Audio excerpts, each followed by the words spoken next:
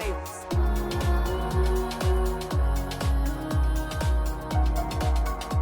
Wicked witches.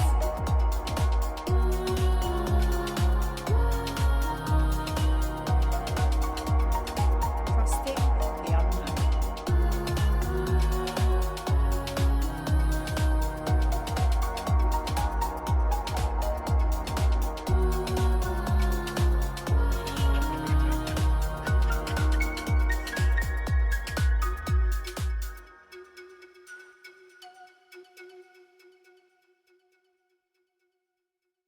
Welcome to the Nonsense in the Chaos. I'm your host, Jolie Rose.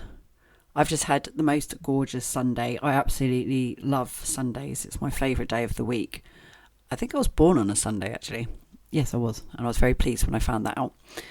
And today we had the perfect Sunday. So we all headed down to Derrable. There was a gang of us that went down.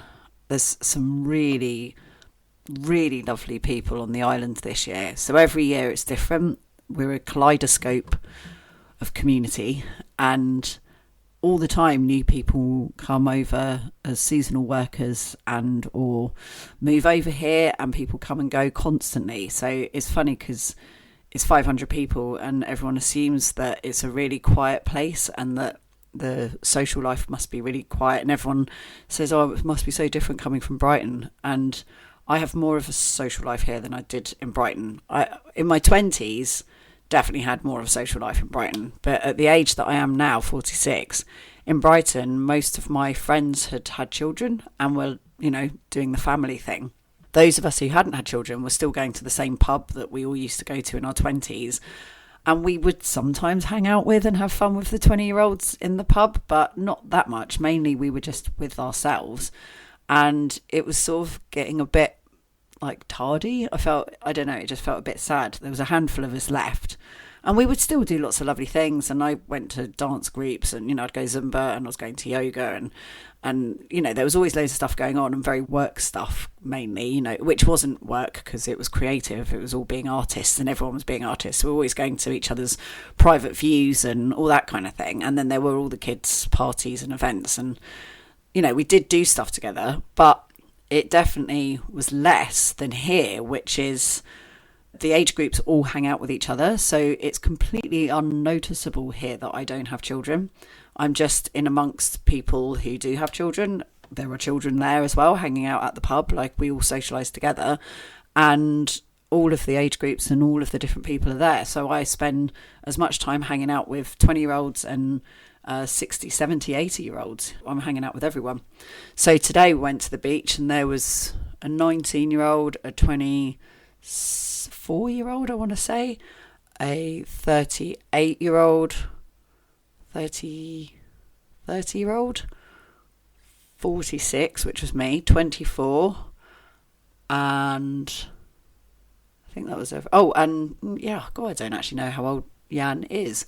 I would hazard a guess at 40 something. So, that was quite a range of ages. And that was in the group that went down to Derrable. And we just went down there today because it's a really low tide. So it's one of the harder beaches to get to. It's quite a steep climb, and my thighs are going to feel it tomorrow. Although I'm in training for the pilgrimage, so it's a good thing to be. I'm just trying to be as active as I can at the moment. Going out doing loads of adventure sark kayaking and just as much exercise as I can, because the pilgrimage, you do get fit quite quickly because you're only walking 10 miles a day, so it's not grueling, but it's accumulative. And when you're doing it for 2 months, you do feel it eventually, but also you building up stamina and fitness as you go. But it definitely helps to be fitter. I got quite ill the 2 times I've gone when I haven't been fit. This will probably be about the second fittest I've been. The first time was in 2020. I was during lockdown, so there was nothing to do other than get fit. But I've been really active this summer, so I feel like I'm in a good place for it, which is nice. So going down to Derrable and doing that didn't feel arduous. It was like, oh, this is useful. It was free. I always love free exercise where it's not like paying to go to a gym or whatever. And Derrable Beach is amazing. It's really big, giant sandy beach, and it's got very cool caves. So there's a cave that's a creux. So creux is spelled Creux, And our harbour, we've got Maslin Harbour, which is the modern one, the one that's in use, and then Crua Harbour, which is still in use, but it's the fisherman's harbour and it's the old harbour. And Crua means chimney. So when you have a cave where the roof has fallen through and so it's got a chimney looking up to the sky, that's a Crua. And so Crua Harbour would have been one of these chimney caves at one point, and then it's fallen down and become the sort of natural bay that was used as the original harbour. And on Derrable Beach, there's a Crua cave, and it's awesome. And it's so beautiful because you've got all the stratas of rock, and then you've got ferns and moss spilling down into the circle. It's just lovely. It's a really magical place. And we went down, we had a picnic, played frisbee. Frisbee hit someone, just got off the boat, someone who'd come on their rib or sailing boat or something, and they just got off their rib to get onto the shore, and 3 women, and they literally were walking along, they were French, and we all watched in slow motion as this frisbee just smack into one of their faces. It was one of those moments that we were trying so hard not to laugh, but it just meant that we ended up laughing for ages because it was really funny. We all tried to stop, well, we didn't try to, it was just one of those moments where we all just saw the same thing happen and there was nothing we could do about it, and yeah, it was funny. And Ash bought his inflatable kayak, and me and him went kayaking out to all the way to the chasm by the Coupe, which has got is this cave chasm complex with 3 exits. And normally one of them's underwater, which means that the water looks so turquoise because there's light shining underneath and it's stunning.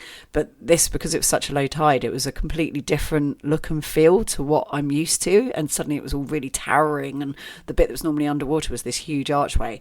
And that's what I love about the coast here.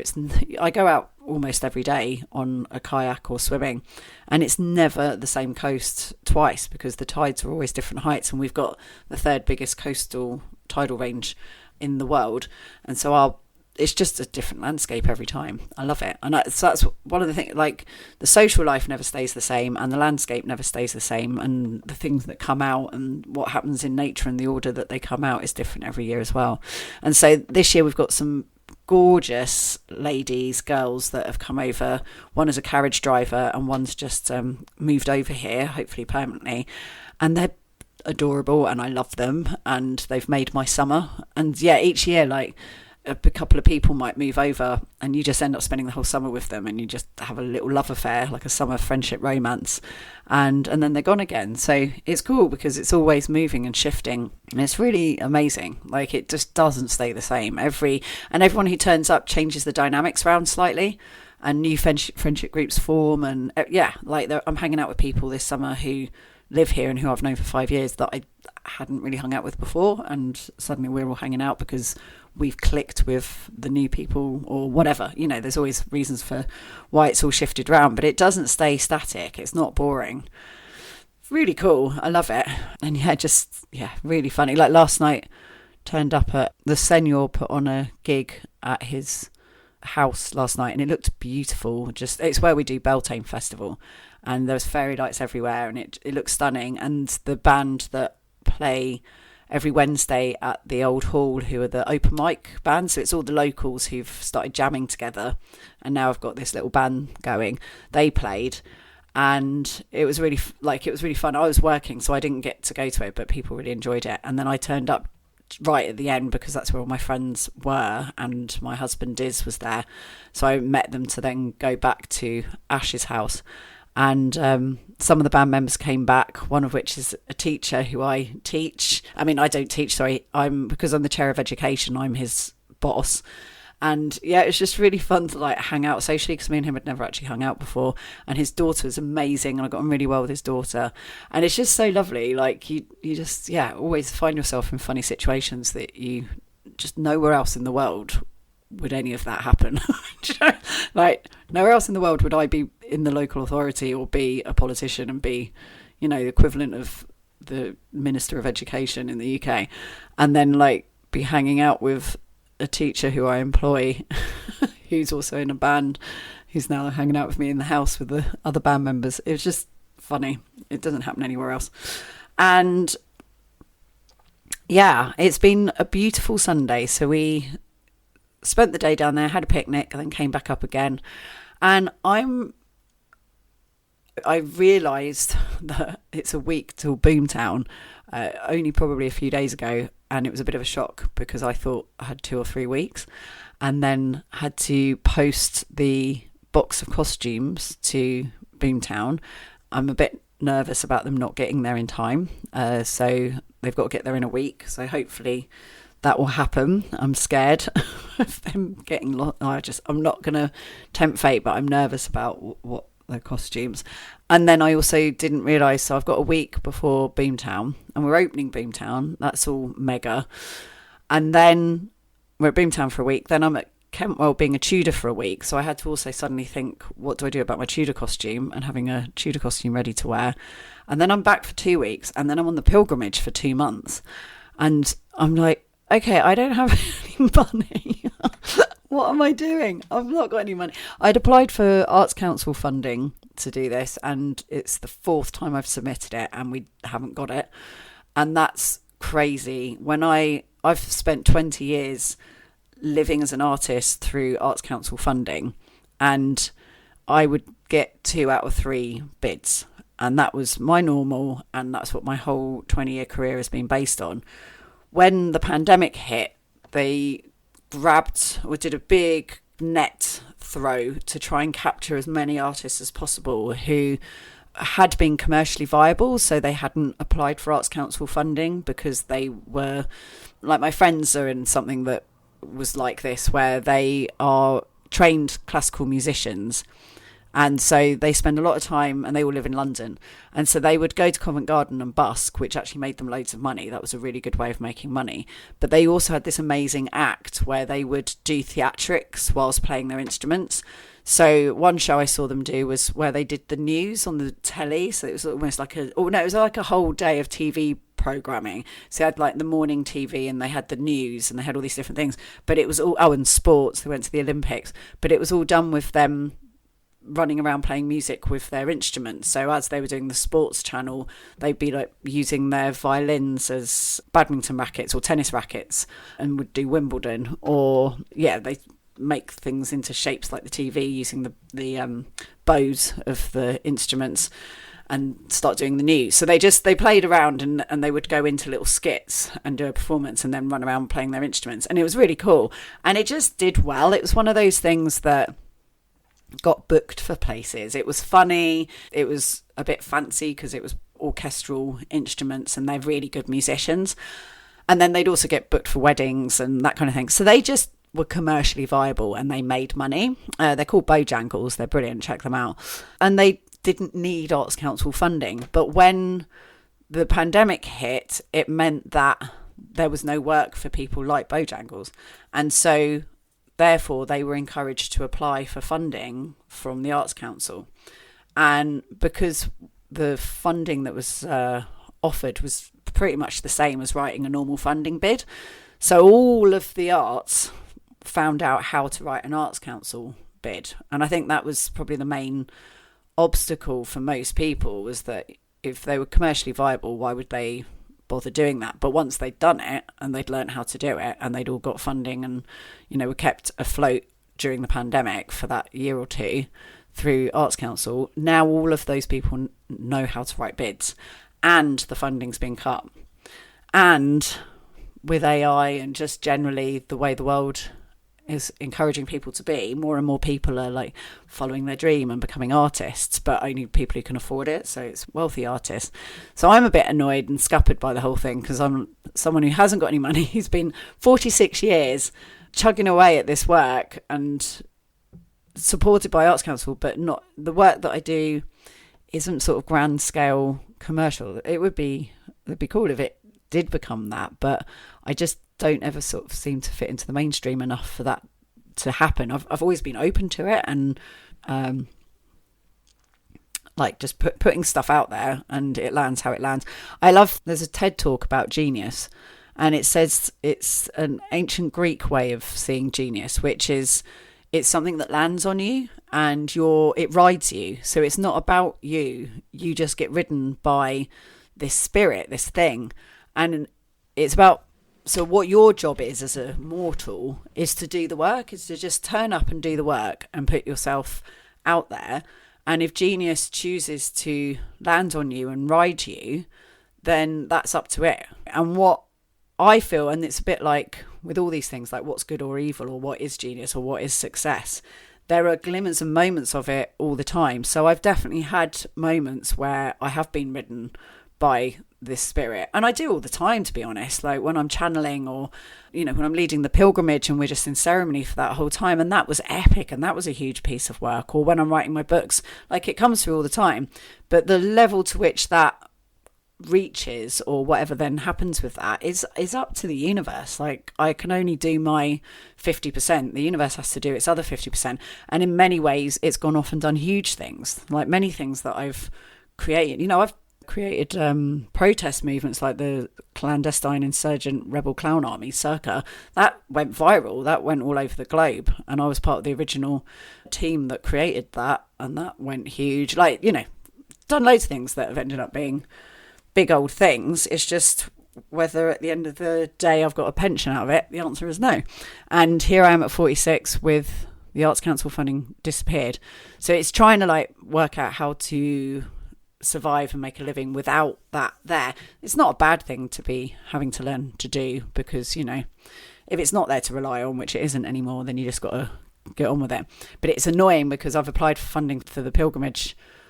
This is the 4th time I've submitted the same bid. Like I tweak it each time to improve it, but there's no guarantee that when it comes back this time I'll get it, and that's the last opportunity I had to put it in. So I think I need to set up a crowdfunder, but ideally I wanted the crowdfunder to be to raise money for the charity, because obviously if we're walking that far it would be good if it was raising money for charity. But I'm gonna probably need to I need to pay my bills like my rent while I'm away, funding bit. Maybe, yeah, if I can work out what the most basic budget is that I would need, and then try and raise more than that, and whatever extra I raise will be for charity. But anyway, it's not ideal. Ideally I would like to be fundraising for charity, and the Arts Council pay for the behind the scenes bit, but we'll see. So yeah, got a box of costumes in the post to Boomtown, got all these things happening that I haven't got the funds to cover, and so much stuff to do because I hadn't thought that it was all so soon. It's mental. And friends turning up, and people who I really care about and love, and wanting to spend time with them, because by the time I get back from the pilgrimage, all of the seasonal workers are going to have left. And my dear friend Cara, who's the reason why I moved over here, has been away for ages, and she's getting back tomorrow, and she's going to be back. And I have 3 weeks left till November on the island, and I've also got to get all the government stuff that I'm involved in up to speed so that it's okay for me to be away. It's just mental. And I didn't quite realise how soon it was all happening, and I'm having to trust the universe. But I like that, because this is a good lesson, because it's what the pilgrimages have taught me, and it's what I always do this, one foot either side. It's not necessarily a Wawa thing, although I actually partly believe it is. So personally, I believe that it is just the things that I've had happen from the universe. It's felt bequeathed to me. It's felt like gifts. It really has. Meeting Diz after that first pilgrimage felt like a gift. And living here and ending up in Sark, it feels like a gift. There are so many things that feel like gifts from the land and from reality that I'm like, thank you very, very, very, very much. And I'm so grateful for all of it. And trusting the process with all this, because I want to see my friends and people that I love. Like today was beautiful. I managed to get a big chunk of work done before I left this morning, and then went and had a gorgeous day. And now I'm here getting bits of work done, and it's about not getting het up really and getting stressed about it, because same with the funding and the box getting there in the post, you just got to trust the universe. Even if something goes wrong, it's believing that it's all going to work out okay. And that's the bit that doesn't have to be wah-wah, because that's about just not panicking, keeping your nervous system, I always forget the word, relaxed, but that's not the word. Stable, not the word. whatever the word is, you know what it is. It will come to me in a minute. Oh, that's annoying. Yeah, staying calm and just trusting that it will work out fine anyway. If things go wrong and you have to find another route round or do things differently, then it will always end up being better or lead to something else. So it's all fine. And I'm quite excited. Well, no, I'm not quite excited. I'm extremely excited about where things are heading with what we're doing at Boomtown this year.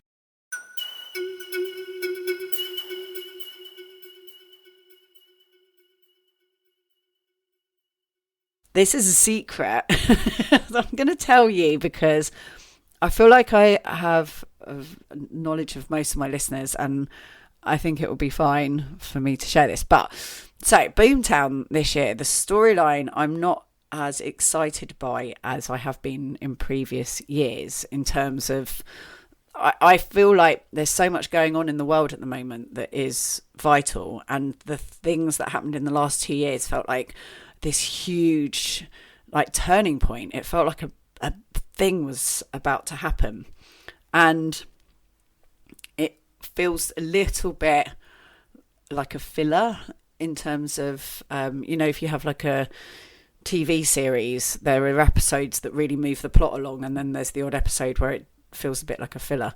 And yeah, I feel a little bit like that this year. It's still great. I love it all. Obviously, I love all of it, but it's made me want to be really proactive and disruptive in what I do.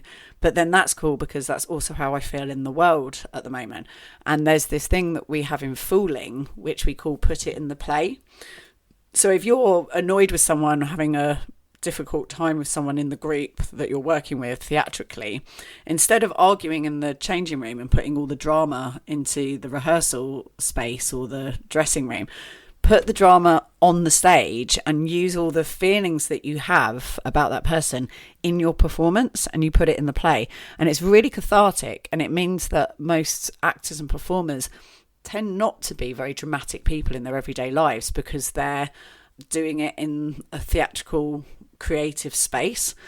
And I love that. I've had so many experiences where the first time I did it, this was before I even did Fooling. It's when I was at drama group when I was a teenager, when I was 13, 14, 15. My darling daddy had an affair with my drama teacher, the woman who ran the drama group that we went to.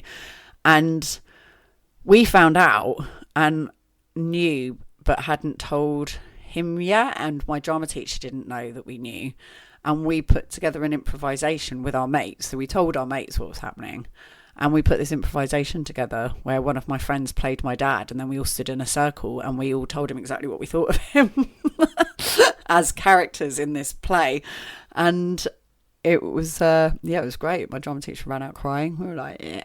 And then at Kentwell as well, with the Mummers Plays, we've used Mummers Plays to comment on things that we're annoyed about or that we think are being dealt with badly, or anything that we felt a bit rubbish. We would do a play about it and take the mickey out of it and point out how stupid it was.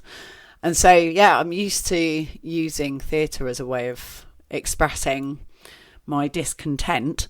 And what I'm going to do with our La Luna Coven venue this year is turn it into a kind of French resistance. So I heard this amazing talk the other day by Rob Hopkins, who wrote From What Is to What If and created Transition Towns. And I'm really inspired by his work, and it's what inspired Boomtown last year. So it felt apt that this sort of came from him. And he was talking about someone who'd written a book on the French resistance, and was talking about how you find the courage to do something like that and what those sort of people are like. And the guy who'd written the book was like, well, overall, they were extremely optimistic. And that I loved, because it's like, oh yeah, if you're coming from, that's the way to do it. You come from this place of just total optimism that, no, we can do this. We can change this. We can overthrow what's going on, and we can make a difference. And we've just got to resist. You've got to resist it. And that's absolutely where I'm at. And so I like the idea. Also, there's a big thing in the spiritual world of spiritual bypassing, where spiritual people would rather not speak out and say what side they're on with things because they are spiritual, but it's mainly because they don't want to lose followers. Or I guess there is an element of the witch wound as well. I think probably because I am feeling that. I'm feeling vulnerable. I feel very vulnerable in terms of I've made it clear which side of the fence I'm on, and as someone who's putting my neck out saying I'm a witch and I'm in my power and I'm an outspoken woman and all that kind of thing, it doesn't normally go well for us. Especially if you find yourself the wrong side of the fence. It's normally quite a good reason and excuse to do horrible things to you. So I feel vulnerable in a way that I didn't in 2020 when I first started being like, I'm a witch, like really publicly, and changed my creative focus to be more this direction than like fringe theatre, which is what I was doing before. At that point in time, it just felt like a huge empowering thing, and it felt like the goddess was rising, and it kind of felt like things were moving in a really good direction at that point. And then the way that it's gone in the last year, like this year, and all the mad astrology that's happening this year, it just suddenly feels dangerous to have put myself here. It's been done now, and again, it's trusting the universe. This is where I'm meant to be. This is what I'm meant to be doing.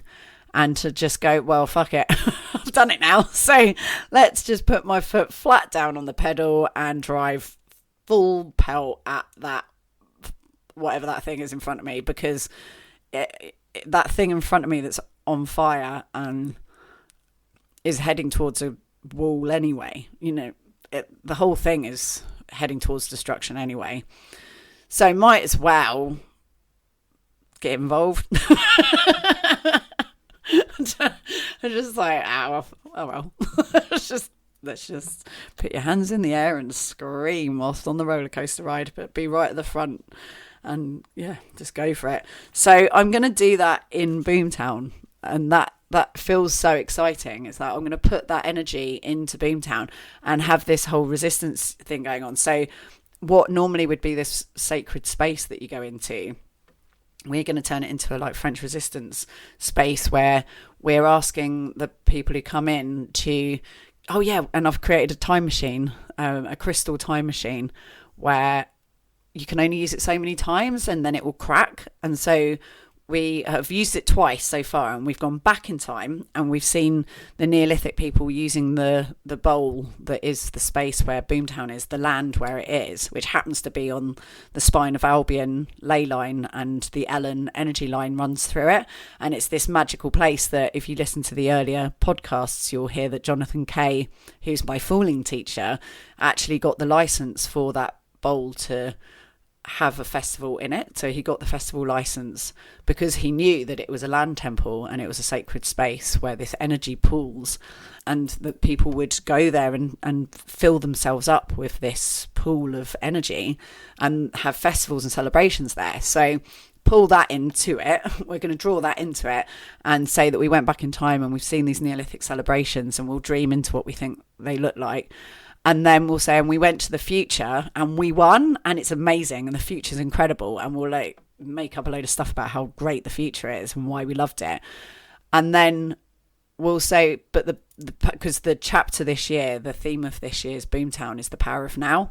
So we'll then say, but we don't want to keep using the crystal because we don't know how many goes we've got before it will crack. It feels like probably one more go or something.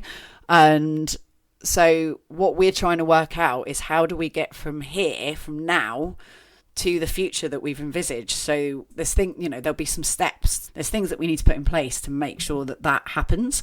We'll have a sheet on the wall with, when you have bits of string like in a murder mystery thing, and you've got the police officers trying to work out who did it, and they have all the bits of string and images up on the wall. We're going to do that.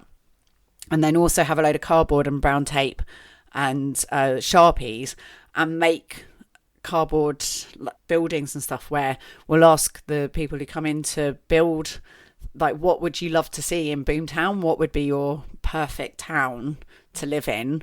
What would it include? And for people to build it out of cardboard and explain what they are and stuff, and then put things up on the wall explaining it.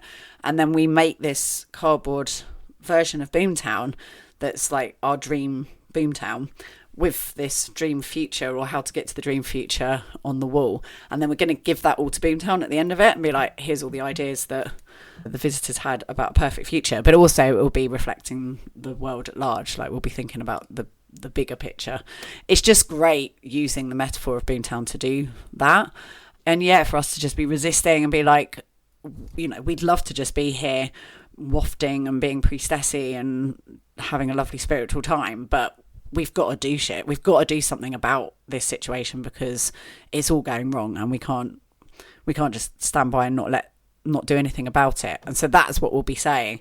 And I'm just really excited. I'm really excited that we've figured out what we're doing. It was from a brilliant intention setting meeting that we had for the Leo dark moon. And then the Leo dark moon ceremony was great as well. I find Leo energy extremely empowering. I love it.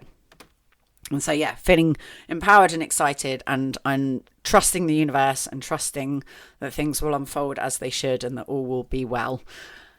And yeah, I can't wait to go on the pilgrimage. I can't wait to be in that liminal Kairos time space. I'm so looking forward to it. So I've only got, that's a good point, podcasts as well.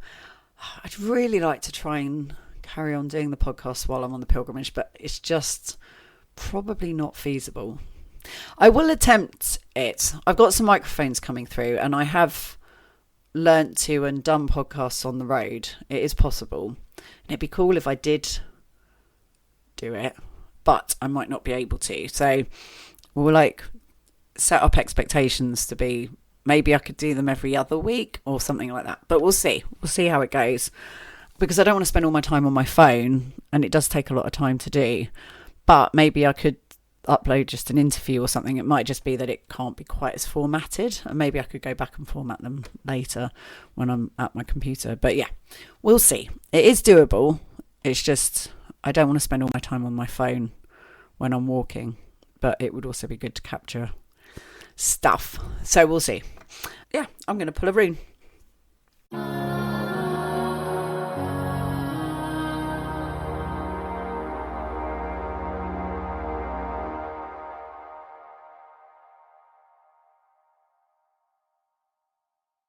If you enjoy this podcast, then please consider supporting me on Patreon, which is patreon.com/Jolie Rose.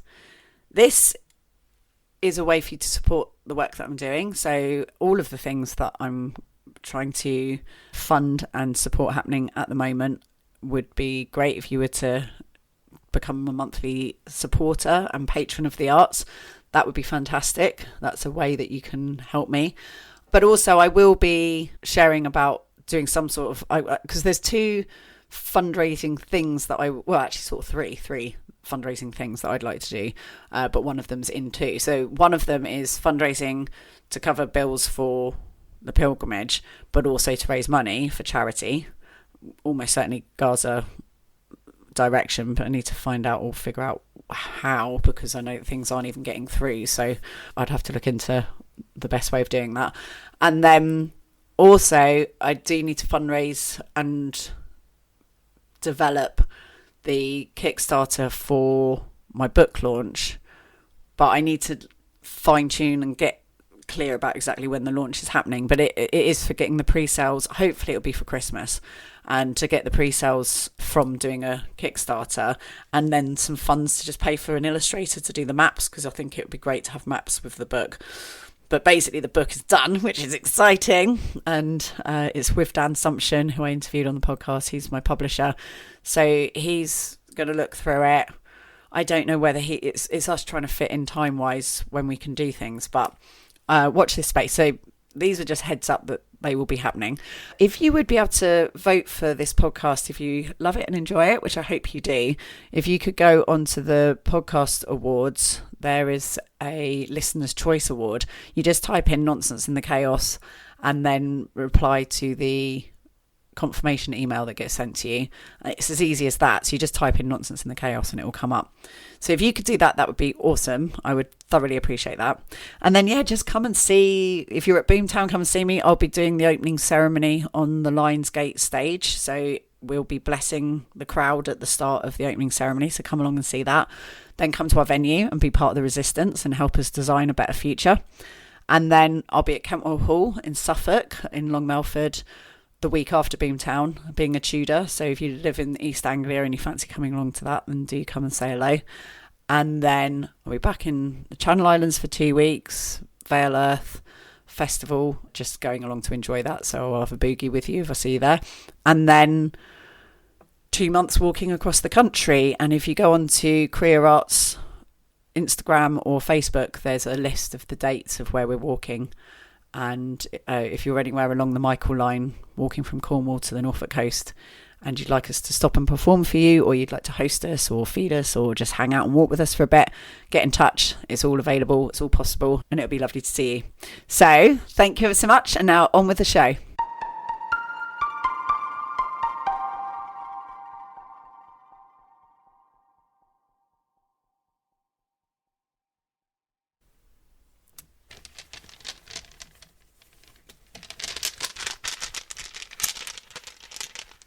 Ow. It's the Fool. So it's the blank rune. So the blank rune I think of as the Fool because it is like a zero. It's a round rune with nothing on it. So it's like the zero, which the Fool is the top of the tarot deck and is everything and nothing. It's the infinity symbol unfurled. So the infinity symbol, as I've talked about in many other podcasts, the outer world's infinite, the inner world's infinite, then you've got this sphincter in the middle, which is your ego, and that's what everything's passing through. So you're having this experience of a subjective individual life, but really when you untwist and you become one with everything, like children are, like toddlers are, like one is when you're really in the moment and genius is riding you and you're fully in the flow and something else is coming through and your inner and outer have become one world, then that is the Fool. And it's trusting the unknown, it's trusting the universe. And that's what this whole journey has been for me for life, is to just keep stepping off that cliff into the unknown and trusting it. So whatever happens, trusting it. And it's funny because it's Mercury Retrograde at the moment and it does make things go wrong. Like Starlink went down on the dark moon night and it went down globally. And I was like right in the middle of doing the intention setting ceremony for Boomtown, and then had a dark moon ceremony as well that evening, and so it was the one night that really wasn't helpful for it to go down. And that's just Mercury Retrograde, but you just got to be chill with it. And again, like I was born on a Sunday, I was born during Mercury Retrograde, and I actually prefer that time, and I feel more akin to Kairos time. So there's Chronos, which is chronological time, which is what we're all used to living in. It's patriarchal linear time. And then Kairos time is perfect timing. And that's when you just don't bother thinking about time. And I'm trusting that. It feels like Mercury Retrograde for me feels Kairos-y, and I feel more magical within it. And so, yes, I've got a million things that I need to do before I go away on either Boomtown or Kentwell or the pilgrimage, and I'm trusting it, including going and spending the day down in Derribble, because for some reason it will all just fit together and it will fit in and it'll be fine. Whereas if I freak out about it and if I go into that Chronos state or that stressed nervous system place, regulated, that was the word, an unregulated nervous system state, then everything will go wrong anyway and I won't get stuff done. But by being relaxed and being regulated and trusting the universe and trusting the flow, then everything will just click together and I'll get as much done as I can, but I'll be much more efficient and enjoy doing the things I'm doing rather than it be a stress. I'm happy to be doing this podcast. I love doing these podcasts. I don't want to be stressing about it. Oh, I've got such an awesome interview lined up. So the interview next week is the Seed Sisters, who are my dear friends and heroes. And I recorded that, so I'm going to edit that and have these uploaded so they come out while I'm away. And then I'll make some podcasts while I'm away of Boomtown and Kentwell, which I'll be very excited to share with you when I get back. So yeah, I'm going to put the pre-recorded interview up with the Seed Sisters. They're so cool. They are two of the most cool people in the world and I adore them. So I can't wait to share that with you. It's gold. I'm really excited. And I loved the one with Ray as well. I really enjoyed interviewing Ray. He's such a dude. So lots of amazing things coming up and interviewing people at Kentwell. Looking forward to that. So it's just trusting that everything's going to be great. I'm about to have a lovely time. It's all going to be wonderful. Things will fit into place and all will be well.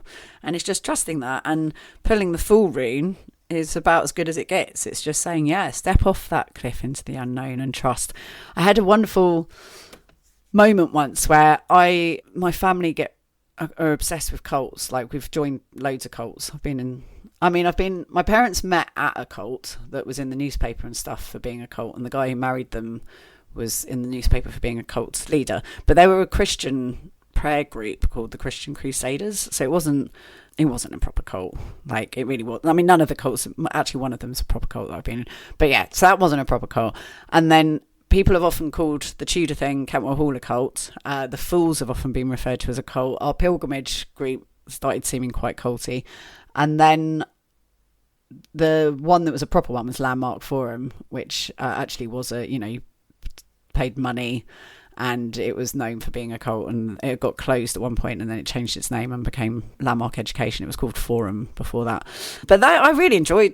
I got a lot out of it, and I didn't actually spend any money on it. My parents paid for me to do it because they wanted me to do it, and I was like, well, if you're going to pay for me to do it, that's fine. But yeah, we all got a lot out of it because we all share a language now, of a way of being able to talk about proper things, actually having the language for emotions and the emotional landscape is really useful when you and your friends and family all have the same vocab. It's brilliant. And because we did all do it, loads of us did it, there was a whole group of us that did it, friends as well as family, we just are able to cut through. I can get a message from my mum's boyfriend, who I've only met twice, and they've been together something mental, like 18 years. And he can say to me through my mum, oh, you're running a racket on this person. And he'll be completely right. And I'll get what he's saying. And that's all I need him to say. And so he can help me and give me advice and support with just a sentence, because we understand what each other's talking about. So I thoroughly enjoyed that. But it was really hard to leave because it was all about being enrolled, and if you didn't enroll in the next course or stay involved, then it was always questioned as to whether you were blocking or running a racket. That was what they'd say, you were running a racket on the cult, on Landmark Education.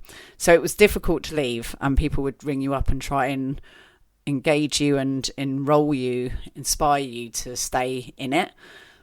So I wanted to go to drama school, and that's what I got from doing the course was, oh yeah, I'm going to go to drama school, that's what I'm going to do. And so when they then rang me up, I then enrolled them in the idea of me going to drama school, which took up all my time and was going to take up all my money, and there was just no way that I could do any courses whilst doing that, and I'd be doing it for 2 years. And they were inspired by it, and they agreed, and they went, yeah, all right then, yeah, okay, you're going off to live your dreams. So they let me go, which was awesome. But I was right in the middle of a course when that happened, and it was quite it was quite far up the pyramid scheme, and I'd already booked some, like the weekend workshops that were part of this course were all over the world. And so we were meant to be going to Tel Aviv at the time. I never went there, which it would have been interesting to have done in light of everything that's gone on of late. It would have been interesting to have gone there. So one of them was in Tel Aviv and one was in Amsterdam, and I had already booked the hotel and everything for that weekend for Amsterdam. So I went anyway. My family were there as well. My dad and mum were on the same course and were there. They went and did the course, and I went and had a lovely weekend going to a film festival. There was a documentary festival running, and I saw amazing documentaries. It was brilliant. I really enjoyed the festival, and I went and saw the Van Gogh Museum and just had a lovely time. But I met up with the course people at a cafe, and someone had this tarot deck that was a Zen tarot deck, and 12 people in a row shuffled the cards and pulled what was the Fool card in this pack, but the card was Zen, and it was this like kind of Buddha who just found enlightenment and was completely Zen, and that was the 0 card in this particular tarot deck. And 12 people in a row from this course pulled that card, shuffling it and doing everything to make sure it wasn't a trick, or because it was being badly shuffled. It was people were doing it properly, and 12 people in a row pulled the card, the Zen card, and then it got handed to me, and I could feel everyone's expectation that I wasn't going to pull it, and I blooming pulled it.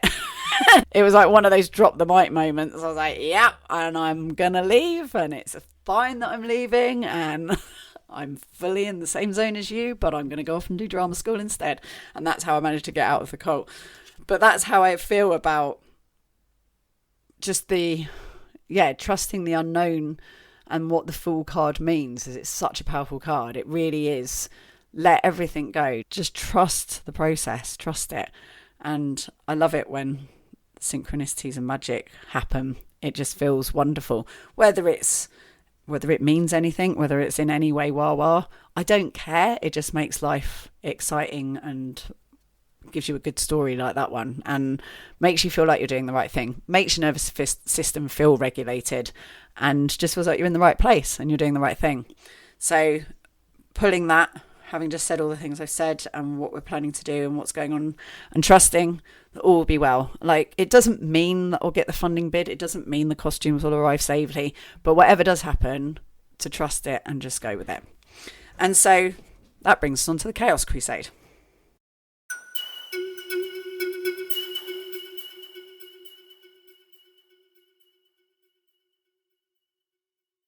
For the Chaos Crusade this week, I invite you to follow signs and omens for a day. So intentionally, from the moment you wake up to when you go to bed, follow the signs, follow the messages that are coming through. And, you know, if it's telling you to take a day off, or telling you to walk a different route because you see a bird land, or just, you know, if you hear something on the radio or you see a number that means something to you, to follow it, to see where that might lead you. So to really look for the messages that are coming through from the universe. It's all, you know, I'm not saying that it's true or that it's literally happening, but just to see what happens to your day when you spend a day doing that, following signs that mean something to you, like your favourite colour or music that you like or whatever it is. Just spend a day following the signs. And I'd love to hear what happens. So please get in touch and share if you do it and something interesting occurs, because I find that it does. And it is because we're meaning-making machines, which is a landmark term, that we're meaning-making machines. But we are meaning-making machines, and that's part of what we are as humans. And we look for patterns. And so we will find things, and they will excite and tantalise us and trigger imagination and trigger emotions. And that's a lovely thing. So when you're not doing this, you just sort of end up with blinkers and you're distracted and you're not being present. So that's the main thing I think that happens when you're following signs and you're being led by the universe and you're letting that happen, is that you're a lot more present. And when you're more present, you're more in tune, you're more ninja-like, you're just more in the flow. And I do think it helps regulate your nervous system, because when you're not doing that, you're in your head and you're in your thoughts. And that's when you tend to het yourself up and get heady about things and worrying about a problem is like trying to solve an algebra equation by chewing bubblegum, as the great sunscreen song says. Baz Luhrmann's Wear Sunscreen, my Bible song.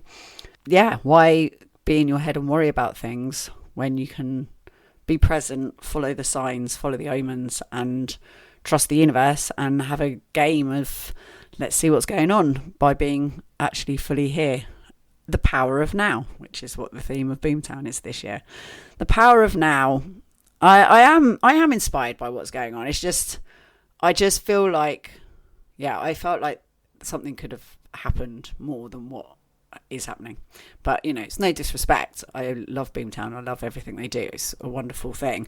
But I was a bit disappointed and going to do something about it. Going to go, as will probably everybody else. You know, it will still turn into something epic.